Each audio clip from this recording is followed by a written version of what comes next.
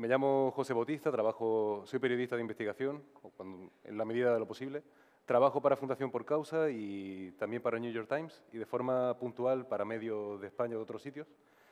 Y quiero abordar aquí, ahora vaya a ver qué mesa más guapa tenemos, pero hay un enfoque, hay un tema que es vital, al menos para el trabajo que hacemos en Por Causa, que consiste en responder a la pregunta clave que es, vale, sabemos quién pierde, sabemos quiénes son las víctimas de este sistema migratorio, lo vemos a diario en medios de todo el mundo, pero hay una pregunta enorme a la que no se le presta tanta atención y quizá habría que prestarle más, que es, sabemos quién pierde, pero ¿quién gana con todo este modelo, con las políticas antimigratorias de España, de la Unión Europea, de otros países?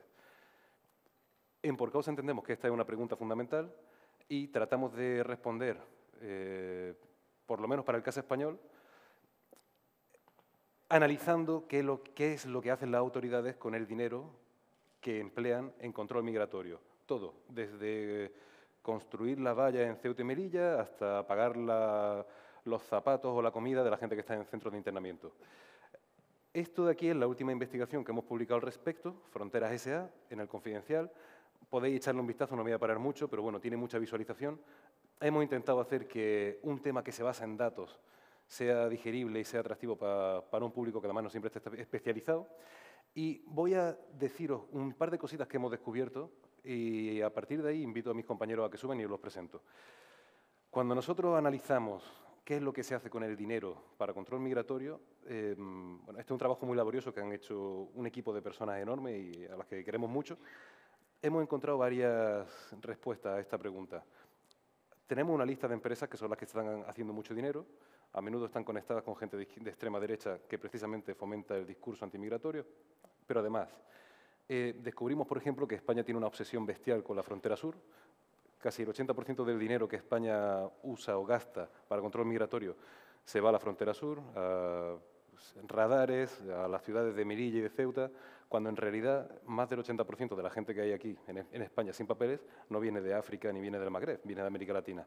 Hay un sinsentido incluso en la óptica absurda de intentar detener lo imparable. Más cositas. Hay una gran cantidad de dinero, o casi todo el dinero sale del Ministerio del Interior. Tenemos un Ministerio de Migraciones, tenemos Exteriores, bueno. Al final, el enfoque con el que se aborda el tema migratorio casi siempre es securitario, policial. En España, descubrimos también, España se ha convertido en una especie de laboratorio.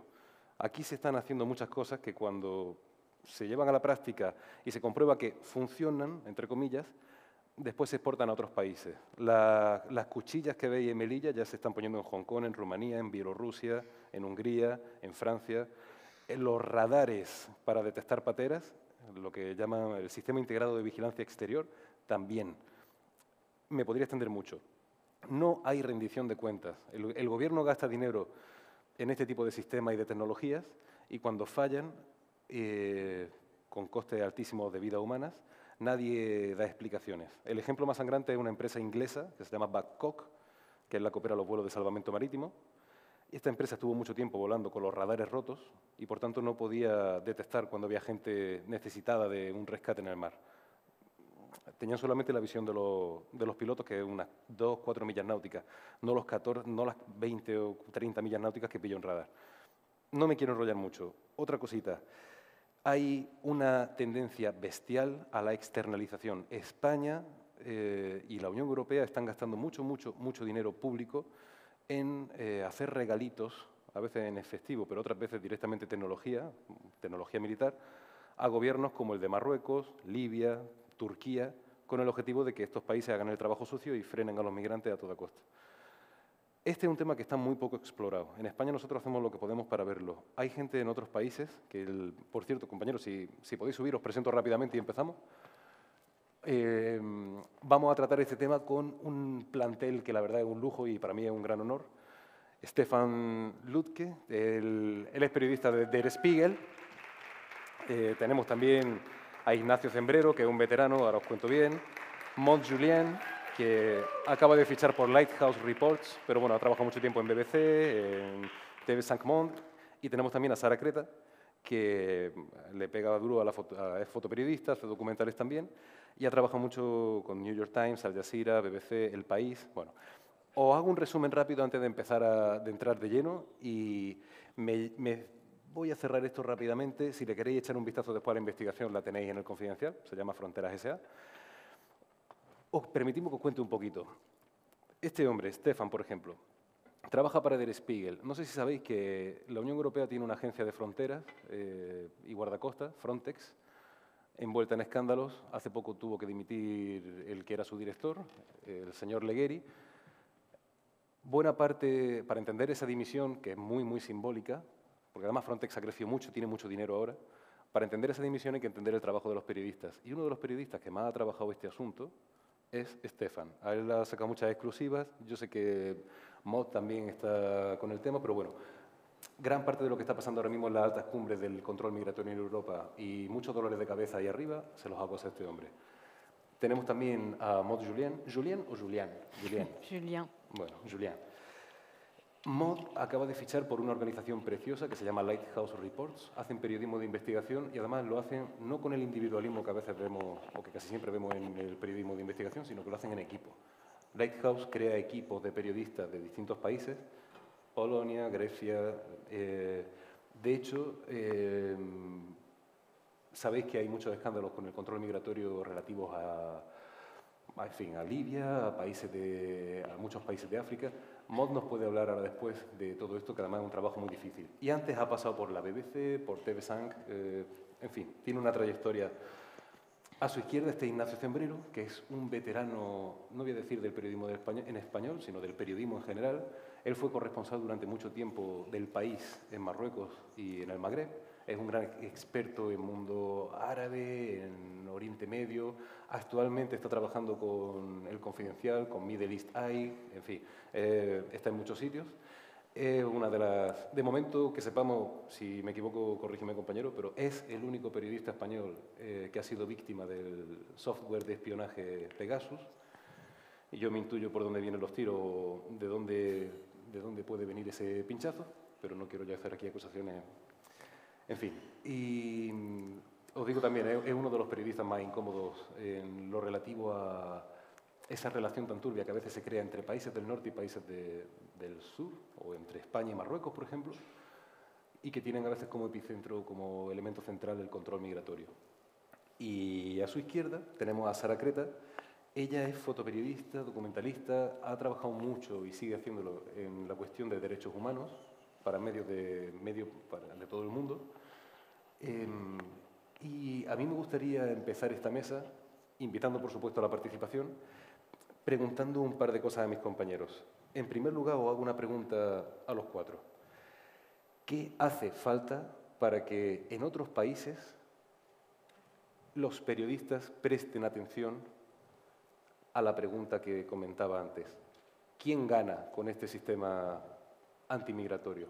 Hablamos siempre de las víctimas, hablamos de los migrantes que mueren en el mar o que mueren en la valla de Melilla, pero se nos olvida que hay grandes empresas, desde el Corte Inglés hasta Indra, pasando por ThyssenKrupp en Alemania o Thales en Francia.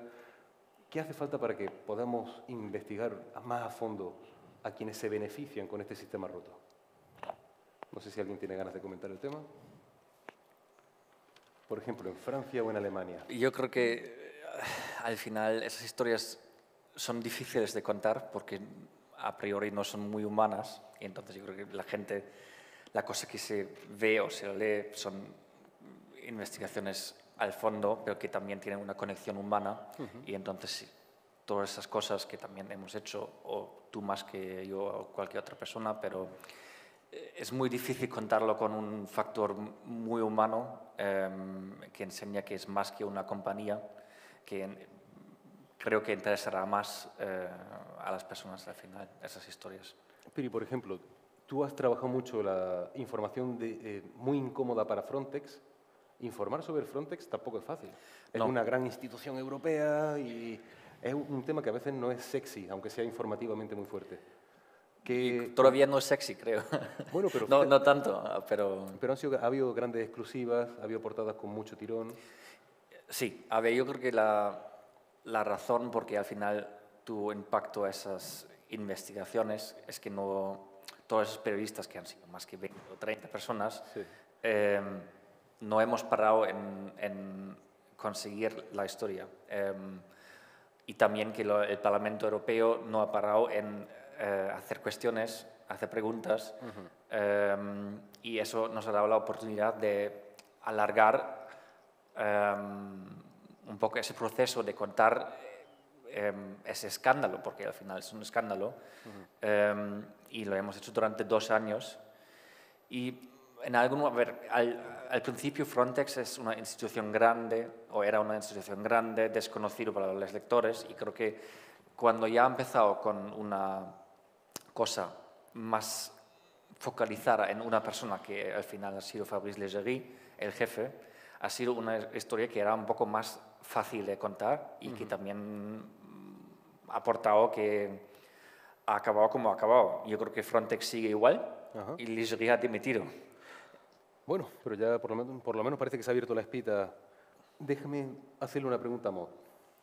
Maud, tú que has trabajado mucho en África, cuando estabas produciendo información desde países africanos para medios de comunicación de Europa, ¿qué limitaciones veías? Y te hago la pregunta dando un poco de importancia a los ganadores del sistema antimigratorio. Por ejemplo, sabes que hay muchos países de África que reciben dinero de Francia o de Bruselas para controlar a la población, pero al mismo tiempo esos países tienen gobiernos que no siempre mejoran la vida de sus ciudadanos. ¿Tú vivías esa contradicción?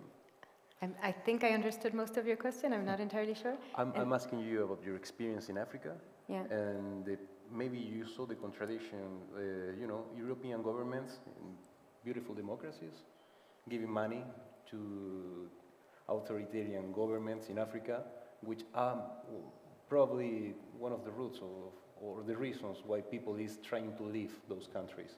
How did you deal with this contradiction?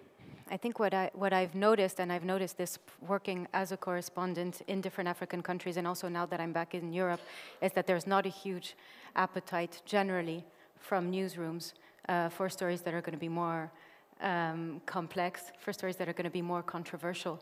In West Africa, for example, there's a lot more that can be done on migration at the moment. Frontex is going to be opening, for example, operations outside of Senegal, and this is not something that, for example, the Francophone media, which would be probably the primary outlets to look into this, have been covering closely or showing any appetite. So as a reporter, you constantly have to push to do these stories, to have the time to do these stories, the space, and the editors that will support you through them, which is why it's precious for a lot of reporters to have organizations like Lighthouse, that gives the reporters that want to do these stories the strength and the means to pursue them. ¿Puedes hablar un poco de Lighthouse Reports? ¿Por qué crees que es especial? ¿O cuáles son sus puntos fuertes? Strengths of Lighthouse. The idea behind Lighthouse is to help journalists collaborate, work together around specific topics. So there are newsrooms that we run. One of them is on migration.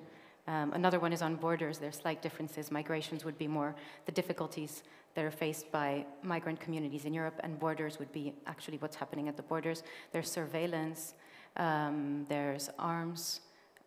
So that means that we develop, as journalists inside Lighthouse, specialist knowledge on these topics, and then also that you can follow stories on the long term, and we support the journalists from different European newsrooms who want to work on these topics. So that means that the investigations that we do are broadcast on the big media that want to work with us, and for the media that agreed to do this, they get a good product. They get something that they wouldn't have been able to get on their own. Yeah.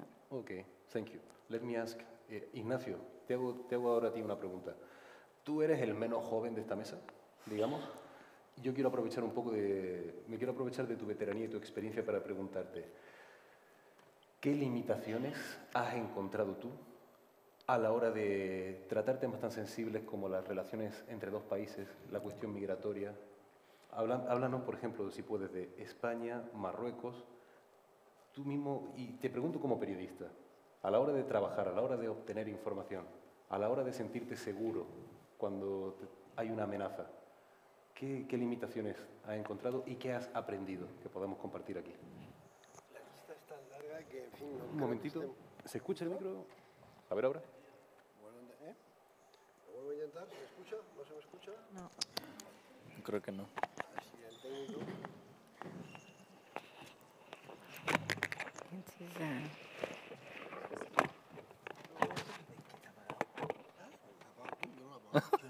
Alguien lo ha apagado. Ahora. Bien. No, te decía, José, que la lista de las limitaciones es tan larga que, en fin, como no vamos a pasar la noche aquí, intentaré hacer un resumen.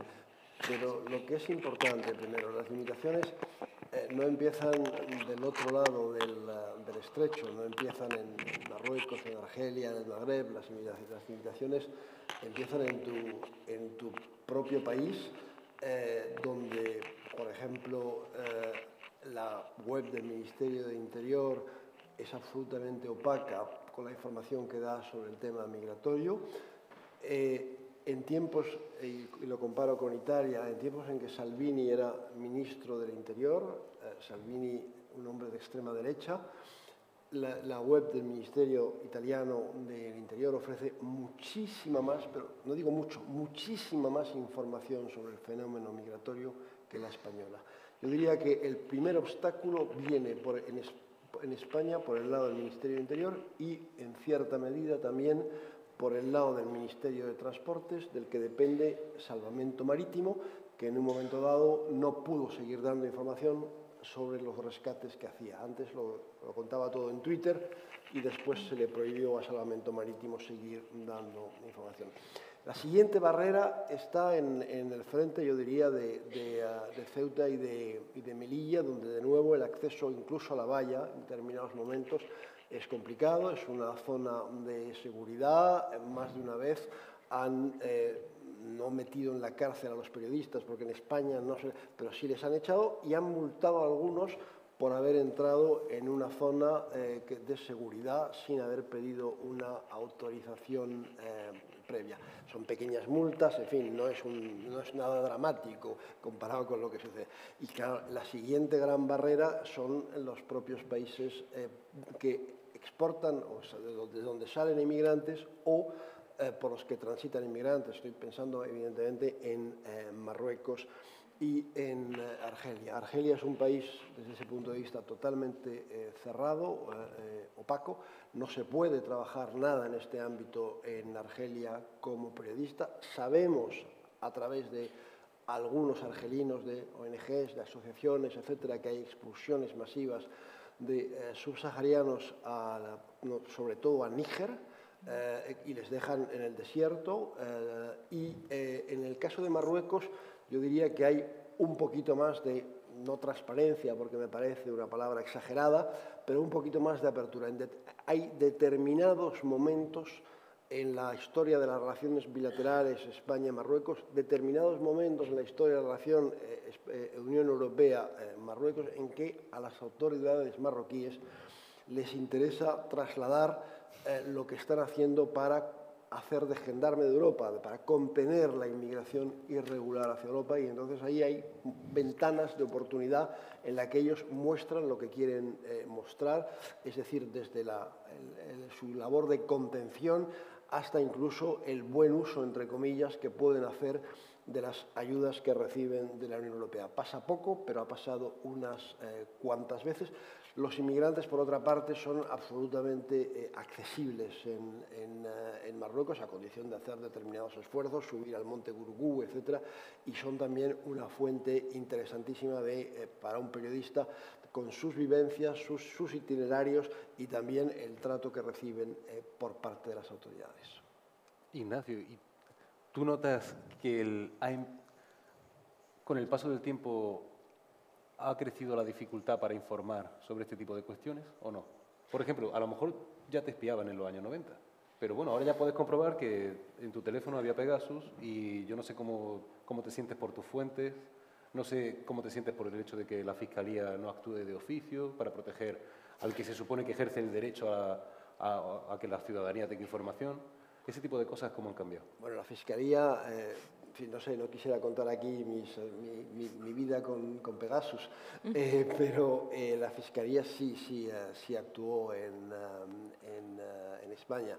Bueno, lo que sí hubo es, lo que yo lamento mucho como periodista y como ciudadano, pero creo que en Francia pasó lo mismo con mis colegas. Yo no recibí en ningún momento, no he recibido ninguna llamada, ningún WhatsApp de ninguna autoridad del Ministerio de Asuntos Exteriores, del Ministerio de Interior, de Presidencia, diciendo, oye, siento lo que te ha pasado, oye, en fin, ánimo en tu trabajo. He recibido muchos mensajes de amigos y incluso de gente a la que conocía poco, de la sociedad civil, etcétera, pero nunca, es decir, es como si las autoridades, un ciudadano español ha sido muy probablemente espiado por una potencia extranjera y las autoridades se lavan las manos. Ha pasado también en buena medida en Francia. Lo que pasa es que la reacción de las autoridades francesas frente a Marruecos y frente a Israel con el tema Pegasus ha sido radicalmente, no pública, pero sí radicalmente diferente de la que hemos tenido en España, en la que yo diría que no ha habido reacción.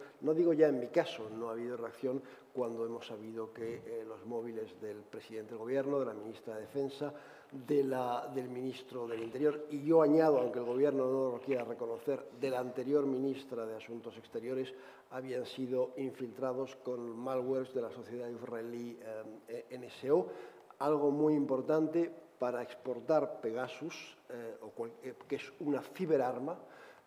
La empresa israelí NSO necesita una autorización del Ministerio de Defensa de Israel.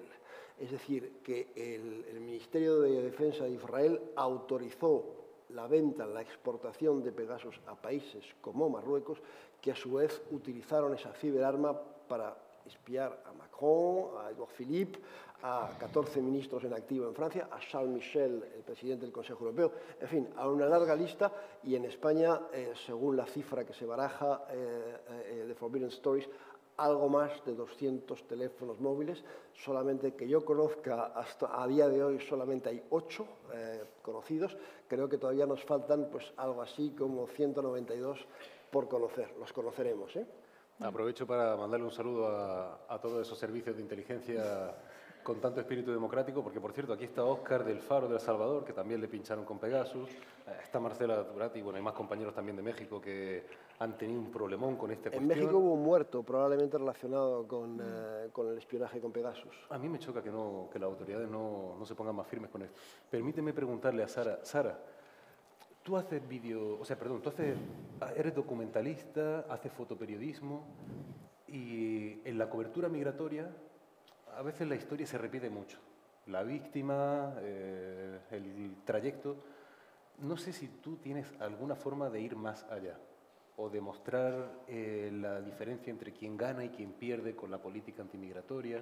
Si nos puede hablar un poco de eso, por favor. Te voy a contar una historia, porque creo que el tema de periodismo y de frontera también tenemos que hablar del tema de acceso. Por eso también ha mutado mucho la relación que nosotros tenemos con las historias que vamos a contar. Hoy es imposible, como ha dicho mi compañero, de grabar la valla de Melilla.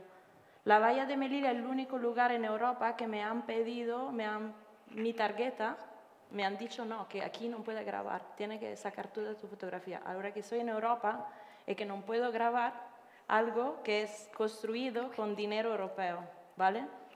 Te voy a dar otro ejemplo. Italia. Muchas veces hablamos de Libia y de qué pasa en los centros de detenciones de Libia, muy bien, pero no hablamos de Italia. De qué pasa en Italia, porque los periodistas no pueden irse en la zona de debarque cuando los migrantes llegan, como en España, como aquí en Canarias o en el sur, y hablar con los migrantes que llegan. ¿Por qué no tenemos acceso? Un momentito. Hola, hola, hola, hola.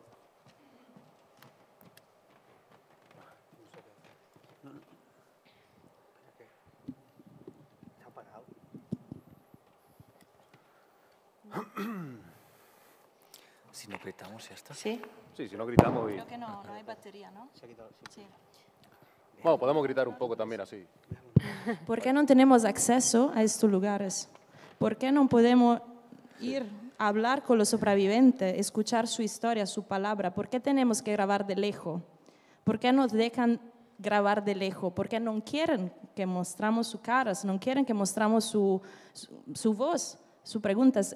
¿Es que piensas que si todos estos chicos estuvieran europeo, francés, inglés, italianos, estos chicos no hablaban con los medios de comunicación? ¿Se sobrevivían a atravesar el Mediterráneo? Claro que sí, claro que dejaban los medios de comunicación hablar con ellos. Entonces, toda esta forma de criminalización de la ONG que llegaban al Mediterráneo. Yo estuve 4 meses en el Mediterráneo grabando historias ahí. ¿Por qué nos sacaron de ahí? ¿Por qué no? Cuando llegué en Italia, por ejemplo, la policía italiana me preguntó mi tarjeta, que quiero mirar tus fotos, quiero saber qué foto ha hecho en el barco, ¿no? Pero no tiene algún derecho. La policía italiana no tiene algún derecho de preguntar tarjeta a periodistas que están trabajando en el Mediterráneo Central. Sara, ¿en Italia os dejan entrar en los centros de internamiento de migrantes, en las cárceles de migrantes? Por eso te digo que Pero toda... ¿puedes pedir permiso para entrar? Claro, puedes pedir permiso, pero toda esta visita son visitas oficiales. Es que, permíteme, en España, por ejemplo, no podemos. En el CETI sí, ¿eh? Tú puedes, En el CETI, puedes con permiso pedir, del director, claro, sí, puedes para el pedir, CETI. pero nunca te van a dejar o CETI, nunca ok. te van a dejar libre de En hablar. España hay como 15 o 20 centros, 2 son abiertos porque la gente puede salir de día, claro, porque están en Ceuta y Melilla, que son como cárceles al aire libre. Pero en el resto no podemos entrar y a menudo hay suicidios o la comida que les dan tiene problemas. Nosotros, aunque pidamos permiso al Ministerio del Interior, en esos centros no podemos entrar. ¿En Alemania podéis entrar? Sí, yo creo que es más fácil en general. Depende del director del centro y del Pero centro puedes en pedir sí. permiso y sí, entrar. se puede. A ver, pero hasta en Grecia se puede pedir permiso.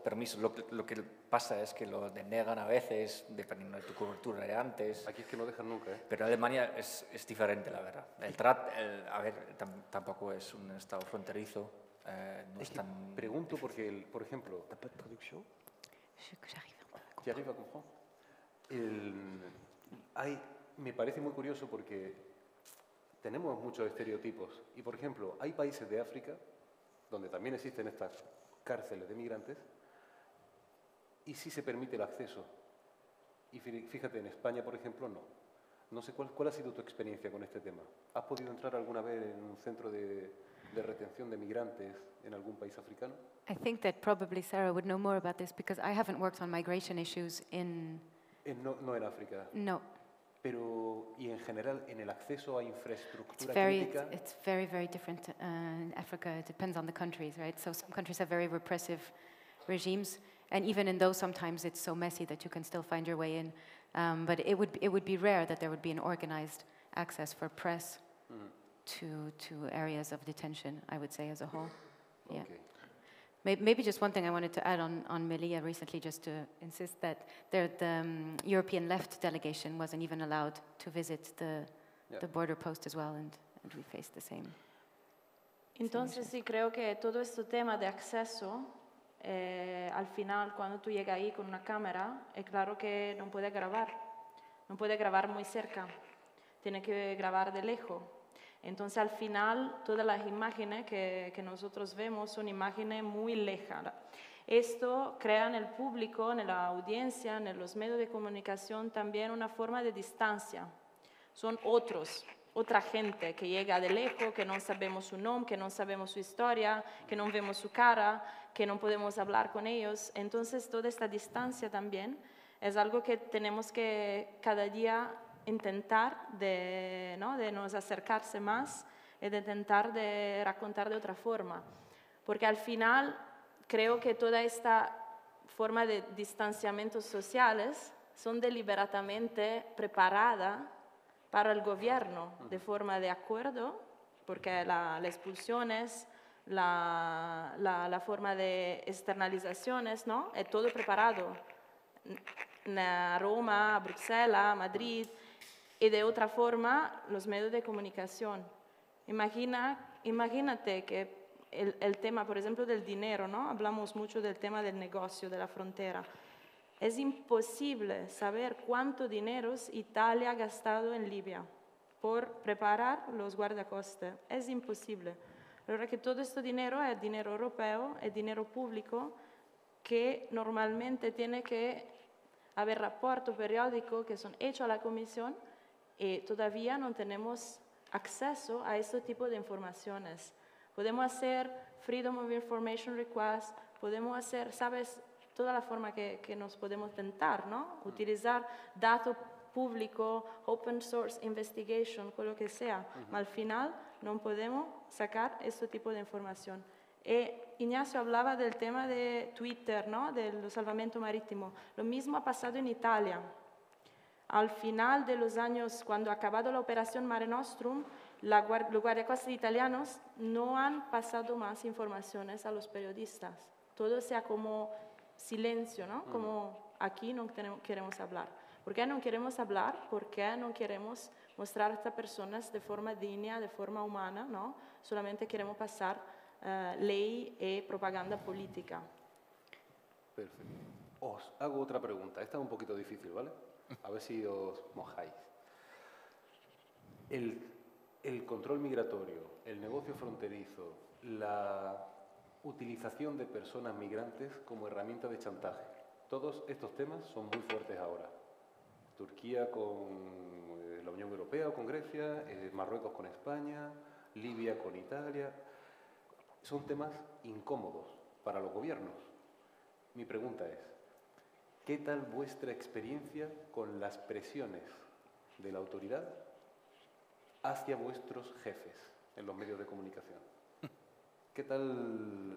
Y quiero empezar por Ignacio, porque a lo mejor de tu experiencia podemos beber los demás. Déjame contar una anécdota. Tras muchos años en el país, de hecho, le hizo la primera entrevista a Mohamed VI, creo que es la única que ha concedido a un periodista español. Sí. Ha dado 4 entrevistas en su vida. Después de darnos una entrevista ya no dio ninguna más. Claro. No le debió gustar la experiencia. ¿Qué cosas?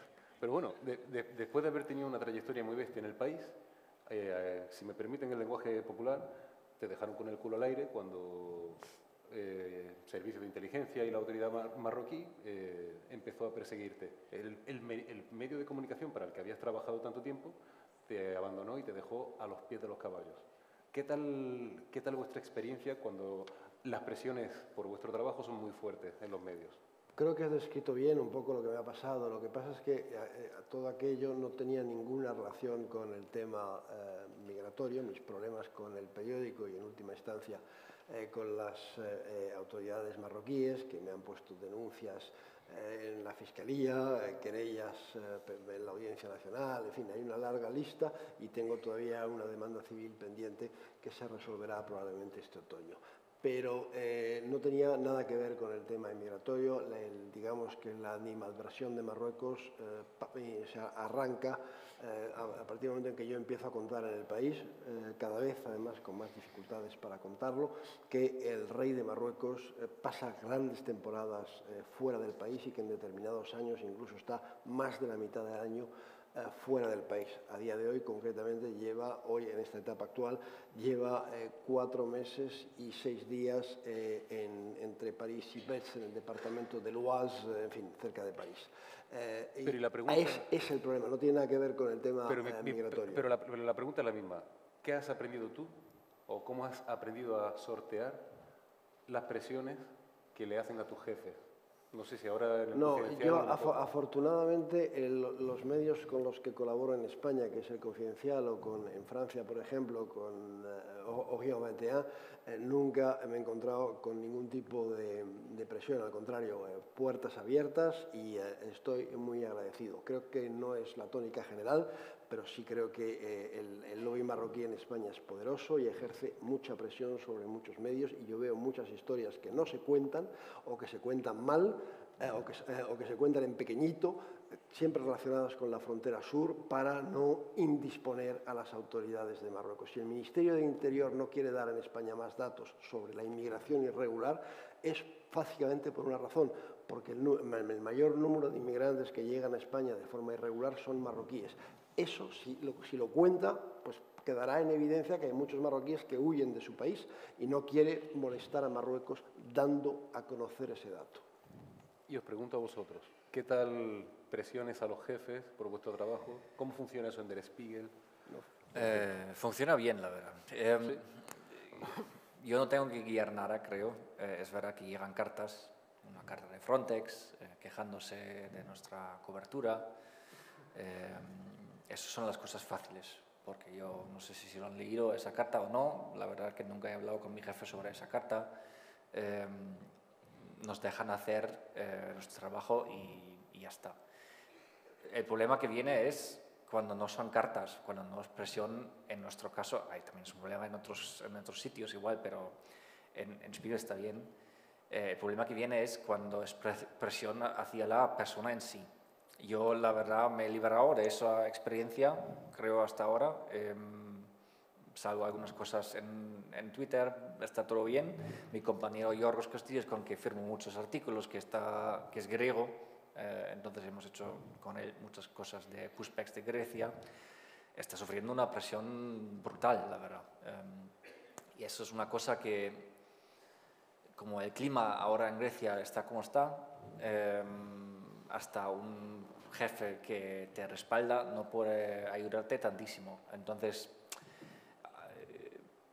yo creo que estamos llegando a una fase en que muchos temas se están juntando un poquito. Nosotros cubrimos migraciones, pero también la migración ya en algunas partes de Europa es una crisis del Estado de Derecho y por eso también actúa el Estado o algunos estados como actúan. Y también eso se cristaliza en la presión hacia algunos periodistas. Y es verdad que mi compañero es técnicamente freelance, es fijo, pero freelance, es griego y tiene otra posición que yo, que para mí es todo maravilloso. Yo firmo las cosas, voy ahí en Grecia, me detienen 2 horas y ya está. Me voy para casa, pero no tengo que vivir ahí. Y ahí es duro ahora mismo. Ha cambiado mucho en el último año. Vale. Yo quiero contar una cosa. Aquí en España el panorama es muy distinto, ¿eh? Hay medios valientes. Por ejemplo, cuando desde Por Causa trabajamos la industria del control migratorio, las empresas que ganan mucho dinero con esto, hay medios como El Confidencial, Público, La Marea, que publican y reciben presiones, pero publican la información. Hay otros medios con mucho nombre y mucho prestigio muy grandes que no lo hacen. Y si lo hacen, lo que hacen es quitar empresas y censurar.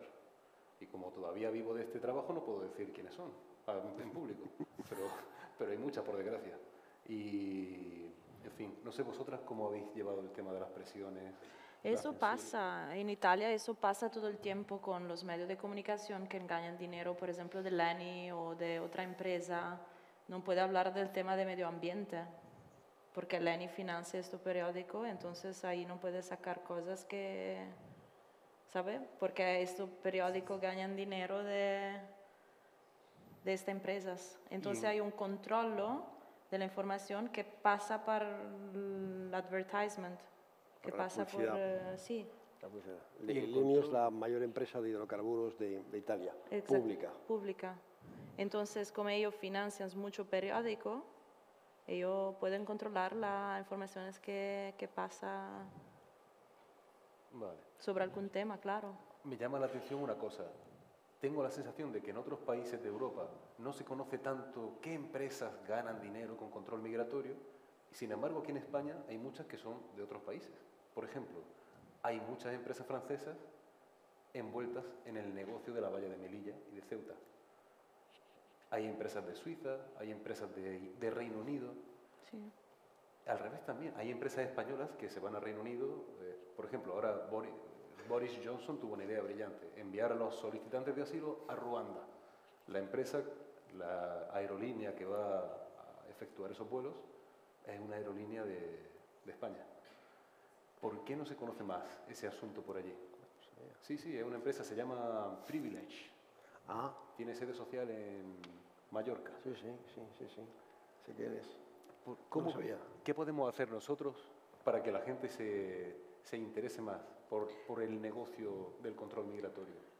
Bueno, yo creo que la clave es el periodismo colaborativo, ¿no? Tenemos que sacar historia, mismo, con lo que hacemos con los compañeros de Lighthouse, sacar historia en los mismos días en diferentes sitios y hacer agenda setting.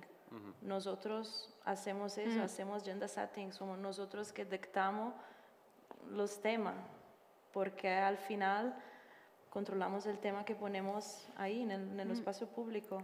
Y creo que en el periodismo hay mucho rollo de, ¿no? de difficult to work together, ¿no? Este tema de competición. Pero últimamente está mejorándose, ¿no? Sí, pero todavía tenemos que luchar porque hay toda esta exclusiva, ¿no? Que hay medios que todavía viven de esta exclusiva, ¿no? Porque venden copia, porque sacan... pero creo que tenemos que ir más en este sentido. I think the Frontex example that I didn't work on, but that you did, the recent one that was a few days before Legeri resigned, is a good example of that, because I know that we had a hard time getting Le Monde to publish, and it ended up on the front page because it was a collective publication as well, because there were other media partners in. So this really helps sometimes convince editors, and it is an example of setting the agenda. Lo que me alegro más con la historia toda esa de Frontex, yo creo que había un momento en que un tema tan poco sexy, como lo has dicho tú, que es verdad, ha estado en un momento en que hubo como un espacio casi europeo de hablar de esas cosas, y el vehículo al final ha sido Frontex, no ha sido más que un vehículo. Sí. ¿Qué hace Frontex? Ahí ayuda un poco con los pushbacks, pero al final es un tema griego que funciona también con dinero europeo, pero el vehículo del Parlamento Europeo que está controlando a Frontex y también el Management Board, que son al final los Estados miembros de la Unión Europea, es un buen vehículo para tratar el tema de migraciones y pushbacks y control fronterizo en una manera verdaderamente europea. Y yo creo que una de las pocas veces que hablamos de esas cosas, pushbacks y ese control fronterizo, en una manera europea. Antes hemos hablado de la crisis migratoria y hemos hablado de quién deja entrar cuántos refugiados, y eso es un momento que me ha gustado, que ha sido difícil de crear y ha sido creado porque hemos colaborado con no sé cuántos medios al final con la historia de Frontex. La unión hace la fuerza al final. Y yo creo que en la primera historia ha sido emitido en televisión de Japón. Sí. Así. Sí, al final la unión hace la fuerza. Ignacio. No, yo creo que, en fin, antes de que señalara a las empresas, lo importante es conseguir una mayor transparencia por parte del Estado, especialmente por el Ministerio del Interior, en qué se gasta el dinero, y conseguir también una transparencia por parte de los Estados destinatarios de la ayuda europea. Estoy pensando en el caso, por ejemplo, de Marruecos o de Turquía. Marruecos ha aprobado un plan para suministrar en 3 años 500 millones de euros. Estaría bien saber en qué se gasta ese dinero. Al margen, aquí hay mucho dinero, además, que parte, en el caso del Ministerio del Interior, de los fondos reservados, y yo puedo poner 2 ejemplos que he visto de cerca y que son llamativos. Quiero decir, cuando se hacen expulsiones en caliente a través de la verja, suele muchas veces ser acompañada, cuando se abre la portezuela por parte de la Guardia Civil para expulsar a un inmigrante subsahariano, va muchas veces acompañado de algún sobre. Y si el sobre no se entrega de inmediato, se entrega a los pocos días. Y después he conocido casos de, por ejemplo, hijos de responsables de las fuerzas auxiliares o de la gendarmería marroquí que están destinados en puestos claves en el norte de Marruecos, que han sido becados por el Estado español para cursar estudios universitarios en universidades españolas. Bueno, el caso que yo concreto es concreto que yo conozco es uno de Málaga, donde un joven hijo de un coronel marroquí tuvo una beca para hacer la carrera. Ese dinero también seguramente parte de los fondos reservados. Bueno, yo creo que en España tenemos, en el Parlamento no hay un control de los fondos. No digo que esto se tenga que hacer público sistemáticamente, pero por lo menos que haya un control parlamentario del que aquí carecemos. Quedan 2 minutos. ¿Nos da tiempo a pillar un par de preguntas si alguien quiere preguntar algo del público? Si no, me quedo yo haciendo preguntas, que estoy feliz de hacer más preguntas. ¿Alguien quiere hacer alguna pregunta? ¿No hay preguntas? Pues, compañeros, si vamos bien de tiempo de cine... Sí, tenemos preguntas por allí. Hay dos. Habla muy alto, por favor. Un segundito, que viene un micro.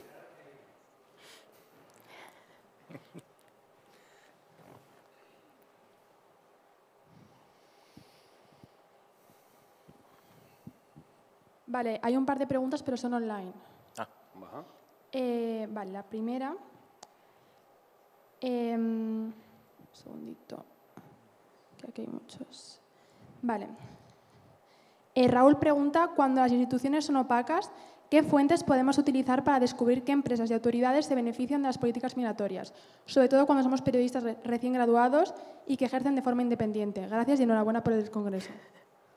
When the sources, when the ¿Digo la otra? institutions, Vale, digo la otra. I didn't understand at all. permíteme. Vale, digo la otra. Venga, Vale, no la digo.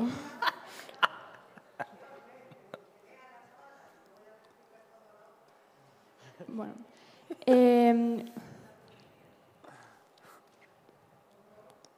Vale.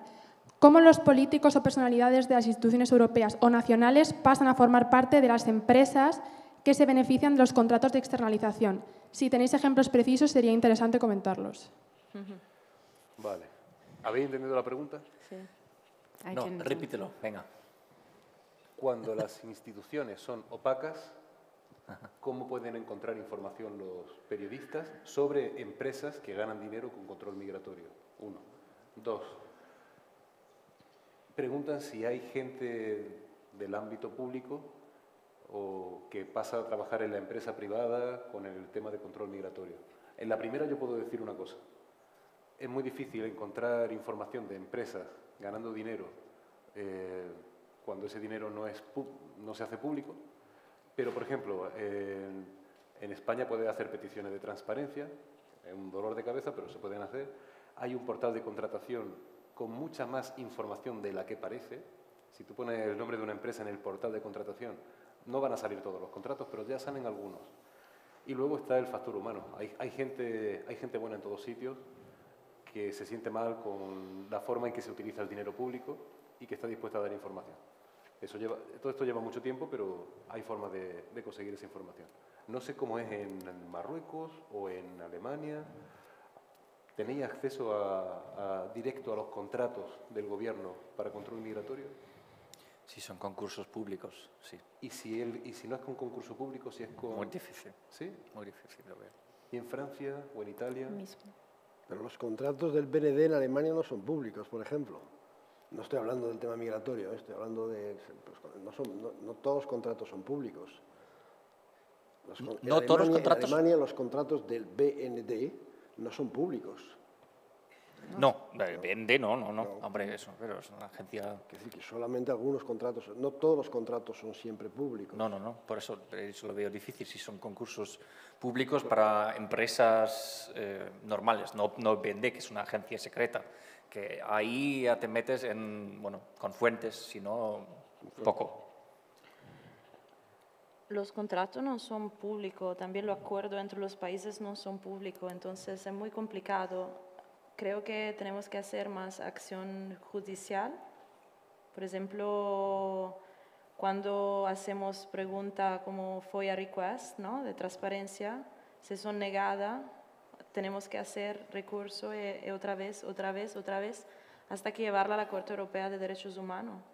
Hasta ahí tentar... 2 años. Sí, 10 años o más. Pero fíjate, por ejemplo, hay una activista e investigadora que se llama Luisa Izuzquiza. Sí. ¿La conoces? Sí. Ella pidió información a Frontex, usando la ley, por la vía de transparencia. Tras mucho tiempo y tras mucha batalla legal, ella perdió y la condenaron a pagar el dinero de los abogados de Frontex, 40.000 euros. Claro. En fin, creo que tenemos que terminar ya. ¿Hay una pregunta, quizás? ¿Hay alguna pregunta por ahí? Había una otra pregunta también. Hay dos. Vale. Un segundito. Pregunta por Hola, ahí. buenas. Yo quería hablar, yo vivo en Melilla, llevo 5 años en Melilla y quería preguntar sobre qué tipo de margen tiene España para el control fronterizo. Yo pienso que ninguno. ¿Cuál sería la respuesta de los contertulios? A ver.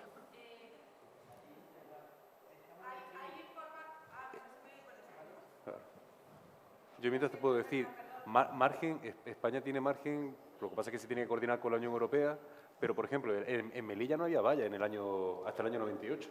Había una cosita así y la gente saltaba, jugaba fútbol de un lado a otro y la desigualdad de ingresos siempre existió y había porosidad y la cultura fluía de otra forma. No digo que fuera aquello perfecto, pero por lo menos no había tantísimo gasto y al mismo tiempo tantísimo dolor en esa frontera como el que vemos ahora. Es mi opinión. O sea, quizás Ignacio lo vea de otra forma. No. Bueno, no había tantísimo dolor.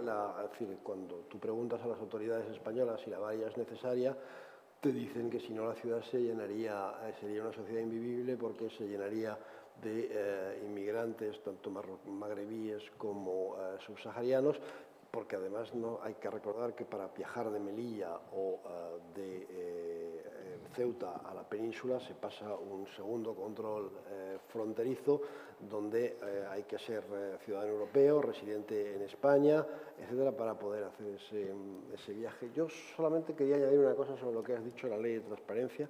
Tenemos una ley de transparencia en España aprobada en tiempos de Rajoy, que es, yo creo que todos los días la prensa deberíamos quejarnos de esa ley de transparencia, porque cuando el portal de transparencia da la razón al periodista que ha preguntado algo y la institución, en muchos casos el Ministerio del Interior, se niega a contestar, el portal de transparencia, la autoridad de la transparencia, no tiene ninguna potestad para sancionar directamente a la institución que se niega a contestar a una pregunta razonable. Y si el periodista quiere seguir obteniendo una respuesta, ya tiene que ir a los tribunales, es caro y lleva años. Por tanto, es indispensable en este país modificar la ley para que desde transparencia se pueda sancionar a las instituciones que no responden a preguntas razonables. No se trata de que revelen secretos de Estado, pero que respondan a preguntas razonables que hacen los periodistas o los simples ciudadanos. Es indispensable cambiar esta ley, una ley aprobada en tiempos del Partido Popular y que este Gobierno no ha cambiado. Lula. Sí, a tope con el cambio, vaya, sí. Pues mi pregunta iba en ese sentido, porque lo que iba a decir es hay que luchar por las leyes de transparencia, pero si luego de las leyes tienen una aplicación donde la persona que está a la que se le realiza la pregunta decide no responderte, eso es la primera. Entonces yo creo que también el periodismo a lo mejor tiene que tener, el de investigación tiene que tener una parte de denuncia y quería un poco saber vuestra opinión sobre eso. Y luego, segundo, los contratos públicos. Nosotros tenemos constancia de que existen contratos subcontratados. Es decir, que hay una cosa que la está llevando la Cruz Roja y es una construcción de una empresa privada. Y están construyendo un centro de acogida. Sí. Entonces, ¿cómo trazas ese dinero? ¿Y cómo te enfrentas? Quizás, y por último, como reflexión, lo que decía Rocío de carne cruda, es que somos medios que al final estamos muy meteorizados y que a lo mejor para hacer lo que estamos haciendo todos, y esta mesa quizás puede ser un inicio, necesitamos unirnos, unir fuerzas, porque lo que nos estamos enfrentando es una cosa gigante y estamos como tirándole chinitas. Entonces, sobre eso, si sé que hay que cerrar la mesa, si podéis hacer un comentario, os lo agradezco a cada uno y ya está. ¿Queréis hacer algún comentario vosotros? Yo creo que, sobre todo, unirnos... Es que es muy fácil el tema de las migraciones. Es que es un tema europeo. Unirnos en equipos internacionales no nos quita ningún protagonismo en ese país en que publicas tú, y si lo haces con 2 compañeros o compañeras de tu país tampoco, pero es que es muy fácil. Es que hasta tu periódico o tu televisión no te va a decir ninguna cosa, y es una cosa que ha enriquecido mi labor en los últimos 2 o 3 años, que antes no he hecho, y es verdad que hemos llegado a conclusiones mucho más sólidas gracias a eso, y es imprescindible en ese tema. sobre todo en migraciones, porque no es ninguna cosa que es nacional. Mo, ¿tú quieres decir algo? No, just that, yeah, on this theme especially, there's no way around looking at this on a European level, I think. Okay. I don't know if I understood everything. But No, ya. Y de hecho, Lighthouse es un buen ejemplo de unión de periodistas de distintos países. Ignacio, ¿quieres comentar alguna cosa para cerrar? Muy breve. Yo creo que en el caso de España, es decir, está bien la cooperación internacional, pero y esto no va a gustar a los que aspiran a ser periodistas. Tenemos demasiados medios y demasiados medios pequeños y nos faltan medios grandes, potentes e independientes.